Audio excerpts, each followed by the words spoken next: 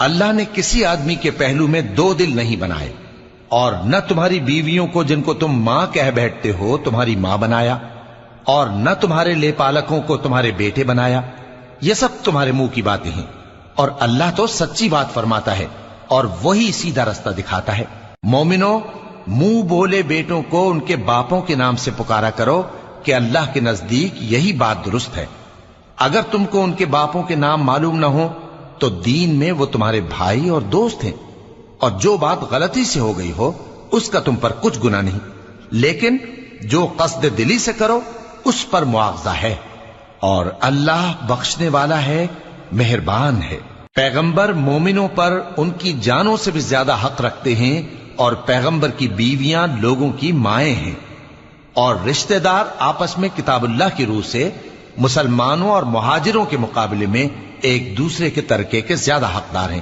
مگر یہ کہ تم اپنے دوستوں کے ساتھ احسان کرنا چاہو۔ یہ حکم کتاب یعنی قرآن میں لکھ دیا گیا ہے،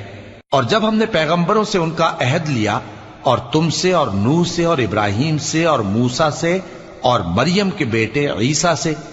اور ہم نے عہد بھی ان سے پکا لیا تاکہ سچ کہنے والوں سے ان کی سچائی کے بارے میں اللہ دریافت کرے، اور اس نے کافروں کے لیے دکھ دینے والا عذاب تیار کر رکھا ہے۔ مومنو، اللہ کی اس مہربانی کو یاد کرو جو اس نے تم پر اس وقت کی جب فوجیں تم پر حملہ کرنے کو آئیں تو ہم نے ان پر آندھی چھوڑ دی اور ایسے لشکر نازل کیے جن کو تم دیکھ نہیں سکتے تھے،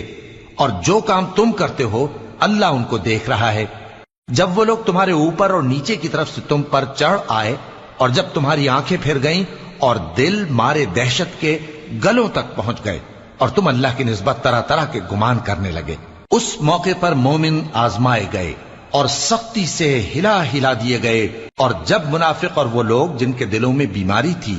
کہنے لگے کہ اللہ اور اس کے رسول نے تو ہم سے محض دھوکے کا وعدہ کیا تھا، اور جب ان میں سے ایک جماعت کہتی تھی کہ اے اہل یثرب،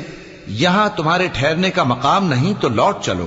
اور ایک گروہ ان میں سے پیغمبر سے اجازت مانگنے اور کہنے لگا کہ ہمارے گھر کھلے پڑے ہیں، حالانکہ وہ کھلے نہیں تھے، وہ تو صرف بھاگنا چاہتے تھے۔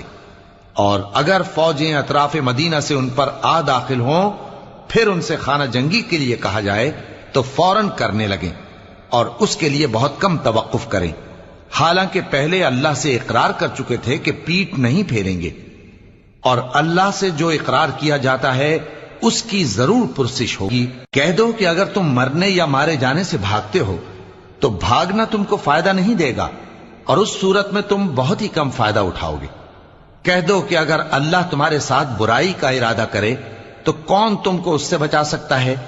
یا اگر تم پر مہربانی کرنا چاہے تو کون اس کو ہٹا سکتا ہے؟ اور یہ لوگ اللہ کے سوا کسی کو نہ اپنا دوست پائیں گے اور نہ مددگار۔ اللہ تم میں سے ان لوگوں کو بھی جانتا ہے جو لوگوں کو منع کرتے ہیں اور اپنے بھائیوں سے کہتے ہیں کہ ہمارے پاس چلے آؤ، اور وہ لڑائی میں نہیں آتے مگر کم، یہ اس لیے کہ تم سے بخل کرتے ہیں۔ پھر جب ڈر کا وقت آئے تو تم ان کو دیکھو کہ تمہاری طرف دیکھ رہے ہیں، اور ان کی آنکھیں اسی طرح پھر رہی ہیں جیسے کسی کو موت سے غشی آ رہی ہو۔ پھر جب خوف